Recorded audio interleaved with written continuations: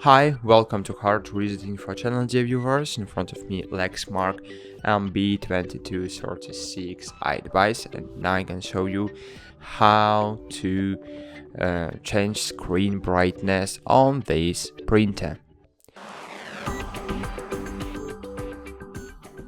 So firstly, you need to scroll down and find settings here. So click settings, then choose device, then preferences. Scroll down again and find here screen brightness. Click on it, and as you can see here, you can set up the amount of brightness. For example, if you will use 40%, in this way your screen will dimmer. You can use 100% for video recording. It's the best brightness. So here now I have 100%. So that's it. It's too easy to do. Thanks for watching. Like this video, subscribe to our channel, and bye. See you.